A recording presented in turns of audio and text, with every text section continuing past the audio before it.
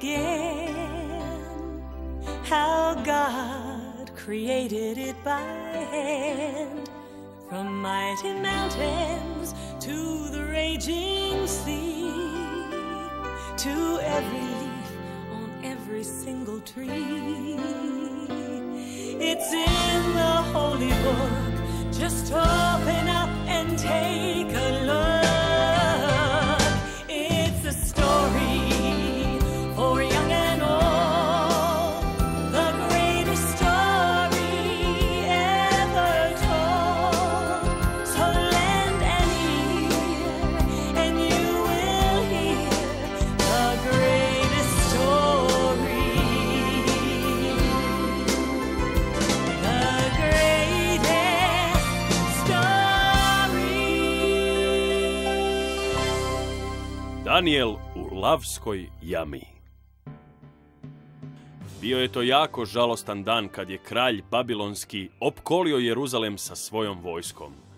Njegovo ime bilo je Nabukodonozor. Napad!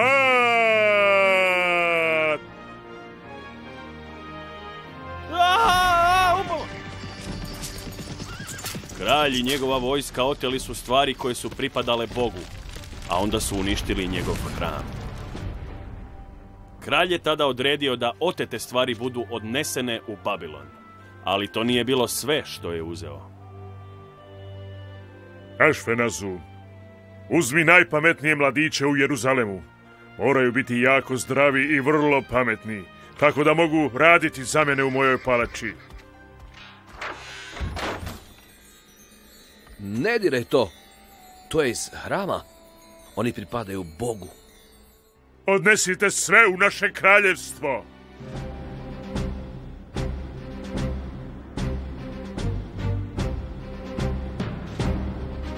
Tako su sveti pehari i suđe koji pripadaju Bogu, te jeruzalemski ponajbolji mladići bili odvedeni 100 milja daleko, u Babilon.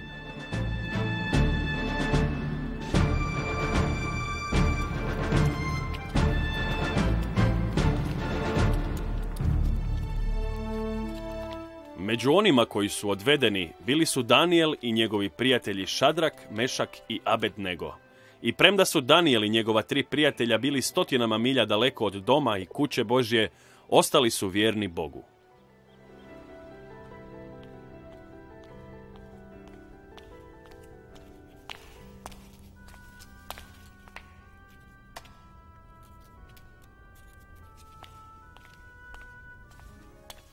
Učite li marljivo?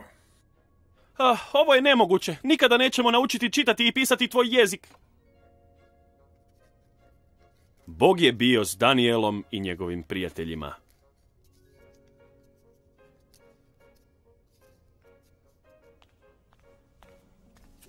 Tvoj jezik je vrlo zanimljiv, veličanstvo. Nauči nas još. Bog im je dao više razbora nego li drugim mladim učenicima i oni su ga voljeli zbog toga. S vremenom je kralj vidio kako su mladići 10 puta pametniji nego li svi čarobnjaci, magi i mudraci babilonski. I Bog je dao Danijelu nešto osobito, sposobnost da zna i razumije snove. I to je bila dobra stvar. Kralj Nabukodonozor počeo je snivati čudan san. Ariok! San koji ga je budio iz noći u noć. Dovedi mi moje najbolje mage, čarobnjake i mudrace. Moraju mi reći što znači ovaj san. Dakle, što čekaš? Idem, kralju. Spavati. Moram se naspavati. O, kralju, živi vječno! Što želiš znati? Postavi bilo koje pitanje. Mi imamo sve odgovore. Zahvalite bogovima. Imam najvažnije pitanje za vas. Magi, čarobnjaci i mudraci. Ne, on je čarobnjak. On je mudrac. On je mago, kralju. Da, svakako. Što god. Želiš li znati što je hladnije, snijeg ili pseći nos? Kako pretvoriti kozje mlijeko u tkaninu? Ili broj divova koji žive u utrobi zemlje. Ne. Snivam vrlo čudan san iz noći u noć. Pa to je jednostavno. Sitnica! Nema problema. Onda recite mi što znači. U redu. Ali reci nam što si usnio. Onda ćemo ti reći što znači. O ne. Ako ste tako pametni, najprije mi recite što sam sanjao, a onda mi recite što znači. Želiš da ti kažem ono što već znaš? Onda da ti kažem ono što ne znaš. Onda ćeš znati znamo li mi ono što već znaš. Da. Znao sam da ste pametni. Šalite se? Ni slučajno. Zaboravi. Recite mi što sam usnio s mjesta, ili ću vas sve kazniti. Ali niko na zemlji to ne može učiniti. Samo ti bogovi to mogu reći. A oni ne žive na zemlji. Dosta. Sad sam ljut. Neću kazniti samo vas trojicu, nego... Arioče! Riješi se svih mudraca, maga i čarobnjaka babilonskih. Dakle, što čekaš? Evo idem, kralju. Ariok je otišao Danielovoj kući. Rekao mu je za kraljevo naređenje da kazni sve mudrace u Babilonu. Čekaj, Ariječe, molim te, nemoj ozlijediti nikoga noćas. Daniele, ti si mi prijatelj. Čekat ću, ali samo do sutra ujutro. Pomolimo se, prijatelji. Bog nam mora pomoći da razumijemo kraljev tajni san. Nitko ne smije stradati radi ovoga. Probudi se, Daniele. Došao sam ti objasniti tajni kraljev san. Hvala ti, Bože. O, kralju, tu je netko da ti kaže što tvoj san znači. Nemoguće! Tko može biti pametniji od mojih mudraca, čarobnjaka i maga? Jedan od judejskih uznika. Ti mi možeš reći o mom snu? Ne mogu. Je li ovo neka šala, Arioče? Ali Bog na nebu može objasniti sve tajne stvari.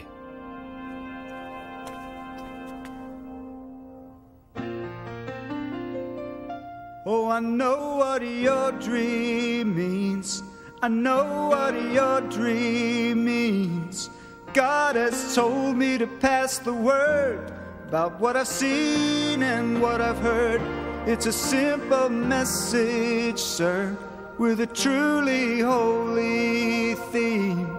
Oh, I know what your dream means.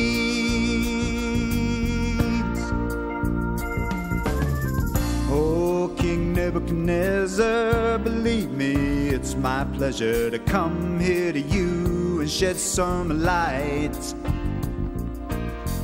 I've been praying to God, and this may sound awfully odd, but I understand the dream you had last night. Saw a statue with a head of gold. He was bronze and iron with big clay toes, symbolized the kingdoms of this earth. The golden face that I saw shining means down here you're the number one king. I'm giving you the facts for all they're worth. Oh, I know what your dream means. Oh, I know what your dream means. God has told me to pass the word about what I've seen and what I heard. It's a simple message, sir, with a truly holy theme. Oh, I know what your dream means. Now the rock that rolled on down and brought the statue to the ground shows that earthly kingdoms soon will pass. Yeah, the interpretation is that out of all the nations, God's is the kingdom that will last. Oh, I know what your dream means. Oh, I know what your dream means. God has told me to pass the word about what I've seen and what I've heard. It's a simple message, sir, with a truly holy theme. Oh, I know what your dream means.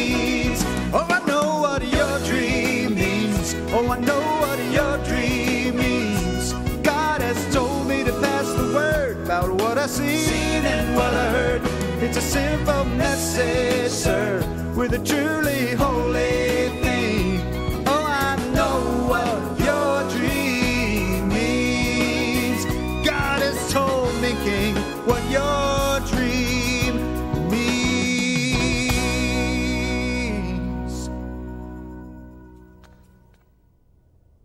Upravo tako! Ti si mudri od svih mojih čarobnjaka, maga i mudraca zajedno. Ne ja, gospodaru. Bog mi je rekao ovu tajnu. Ne stoga što sam veći od drugih, nego zato da znaš što znači. Ali što sam znači? Ti si kralj za sada, ali ni ti ni kraljestvo nećete trajati zauvijek. Ali Božje kraljestvo će trajati dovijeka. Tvoj Bog je Bog svih bogova. Kralj svih kraljeva. Tvoj Bog govori ljudima stvari koje nikako ne mogu znati. Zaslužuješ nagradu. Od ovog trena nadalje upravljat ćeš Babilonom za mene i zapovjedat ćeš svim mudracima. O kralju, molim te, nemoj ih kažnjavati. Naravno, sve što tražiš. Kako ti ono bilo ime? Daniel, ako moram upravljati, treba mi pomoć. Ima 3 mudra prijatelja. Učini Šadraka, Mešaka i Abednega također babilonskim vođama. Biće tako učinjeno, Daniele. Mnoge godine su prošle i kada je kralj Nabukodonozor ostavio prestolje, njegov sin Baltazar postao je kralj. Daniel je stao u Babilonu i svaki dan, 3 puta dnevno, lica okrenuta prema Jeruzalemu, molio je Boga.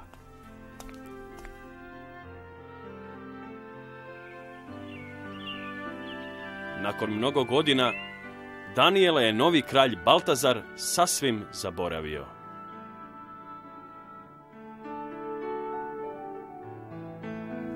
Jedne večeri, kralj Baltazar priredio je veliku gozbu.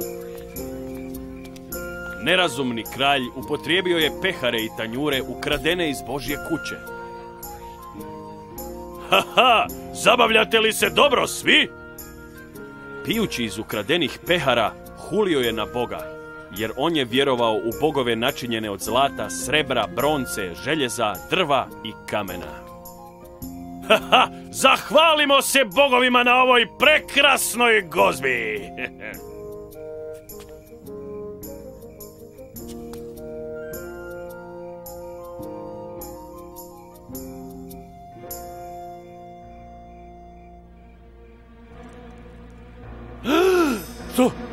Što je to?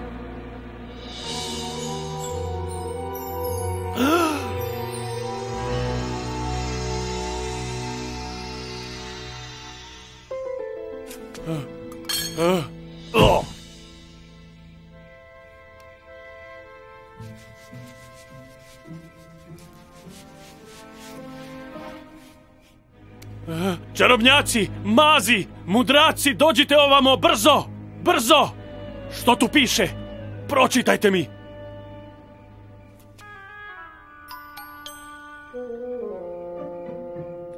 Mene, tekel, parsin... Mene, tekel, parsin... Znate što? Onaj tko mi pročita ove riječi, dobit će zlatan lanac! Mene, tekel, parsin... Mene, tekel, parsin... Mini tekel parsin? A što kažete na ovo?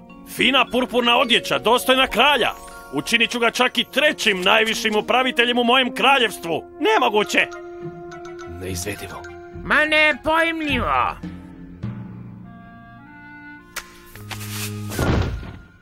Zar nema nikog u mom kraljevstvu tko može pročitati ove čudne riječi? Ja znam za nekoga, sinko. Reci mi, majko, tko je taj? U vrijeme tvojega oca, taj čovjek je imao mudrost poput bogova. Pozovi Danijela. Jesi li ti Daniel? Onaj koji vjeruje u Boga koji je stvorio nebo i zemlju? Pogledaj, zlatni lanac, purpurni ogrtač, 3. najviše upravničko mjesto u kraljevstvu. Sve je tvoje ako možeš pročitati ove riječi. Kralju Baltazare, zadrži svoje darove ili ih daj nekom drugom. Oh, znači ni ti ne znaš pročitati. Ali znam.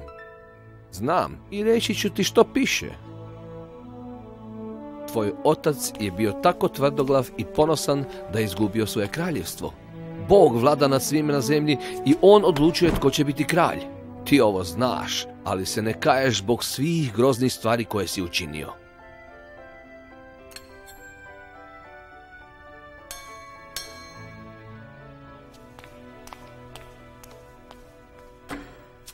Večeras si koristio pehare i tanjure ukradene iz njegova hrama. Hulio si na Boga. Sam Bog je poslao ruku da napiše one riječi. Mene. Bog je odbrojao dane do kraja tvojeg kraljevstva. Tekel. Nisi dostojan da više budeš kralj. Parsin.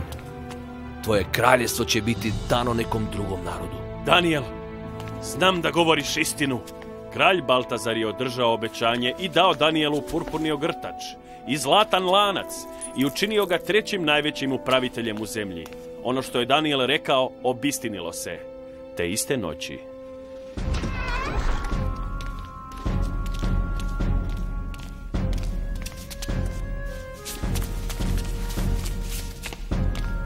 Jedan drugi vladar, kralj Darije, preuzeo je kraljevstvo.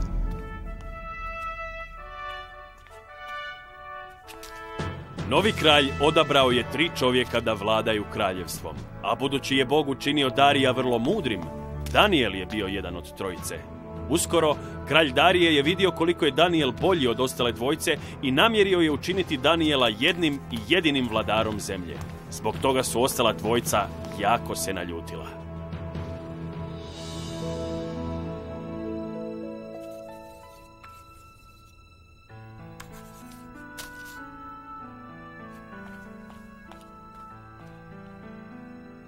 Dvojica zlih mudraca željela su da Danijel ispadne loš. Ali on je uvijek govorio istinu i nije bio ni lijen ni nepošten. Moramo učiniti da Danijel ispadne loš. Ali kako? Jednostavno je predobar. Nemam ideju. Danijel zaista vjeruje u svoga Boga. To ćemo iskoristiti protiv njega.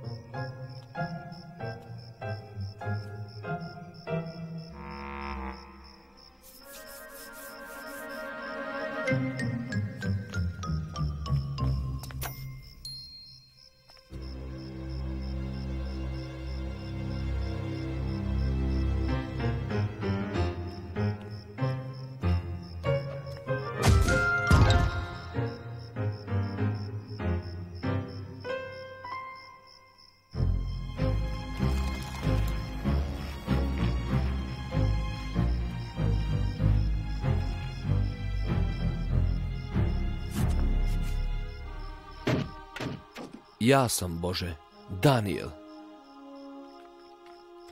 Ja sam bio u pravu. Danijel se okreće prema Jeruzalemu i moli se svojem Bogu 3 puta na dan. Ovaj plan će uspjeti. Ne mogu dočekati da kažem kralju. Hej, to je moj plan. Ja ću reći kralju. Ne, ako ti ja dođem k njemu prije. Zašto ti?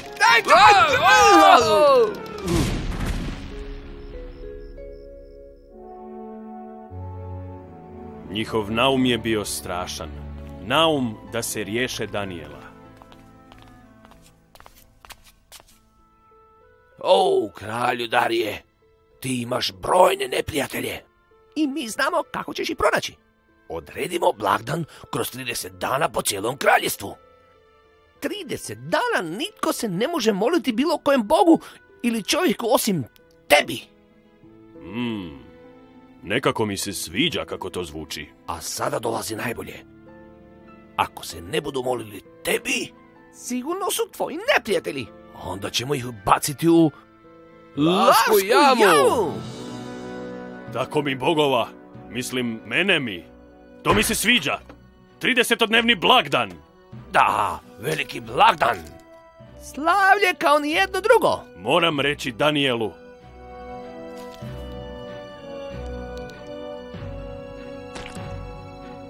To je predivan novi zakon.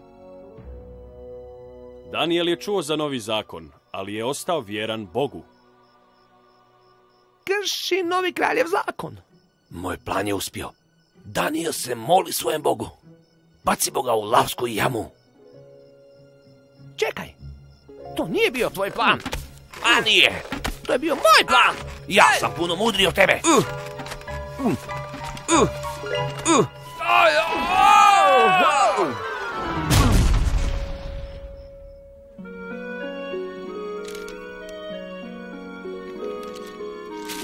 O, kralju Darije. Našli smo nekoga tko ne poštuje tvoj novi zakon. Nevjerojatno. Ko je ta grozna osoba? On je Izraelac, Daniel. Ne on. Kralju Darije, moli se 3 puta dnevno svojem Bogu kao što je činio prije nego što si donio zakon. Hoće li to biti 2 lava ili 3? Ne mogu nauditi Danielu. On je pouzdan savjetnik, a što je važnije, moj prijatelj. Ali, kralju Darije, kao što znaš, zakon kaže, kraljevski zakon se ne može mijenjati.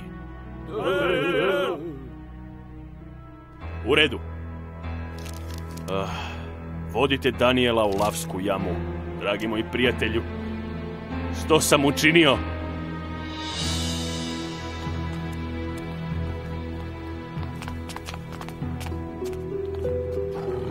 Oprosti, Daniele. Ne želim to učiniti. Uvijek si bio vjeran svome Bogu. Možda te on izbavi od lavova. Ne brini se. Neće biti sam tamo dolje.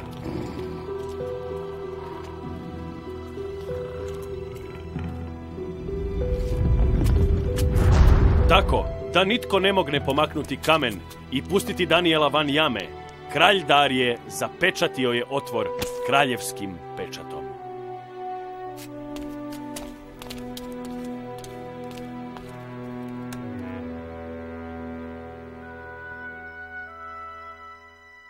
Kralj Darije nije mogao spavati te noći. Bio je jako zabrinut za svojeg prijatelja. Sljedećeg jutra kralj Darije jurnuo je prema lavskoj jami. O Daniele, je li te tvoj Bog očuvao? Otvorite lavsku jamu!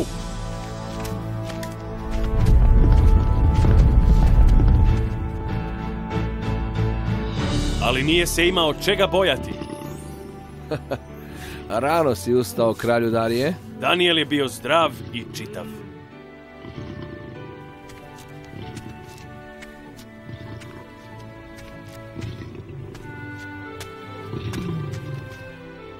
Ne mogu vjerovati očima. Dobro si. Kad su lavovi napali, Bog me spasio. Poslao je anđela da im zatvori usta. Lavovi mi nisu naudili. Jer je Bog znao da nisam učinio ništa krivo. A nisam učinio krivo ni tebi, o kralju. Daniele, tako sam sretan. A vi sebe nazivate mudracima. Vodite ih. To je bio grozan plan. Ne gledaj mene, to je bila tvoja velika zamisao. Ne moja. Ne moja. Kralj Darije napisao je pismo svima u svijetu. Mir i sreća svima. Od sada pa nadalje svi ćete poštivati Boga Danielovog. On je veći od bilo kojeg drugog Boga, jer on se služi čudesima da izbavi i sačuva ljude. Daniel je nastavio raditi za kralja Darija i uvijek je ostao vjeran Bogu, a Bog ga je blagoslovio do kraja života.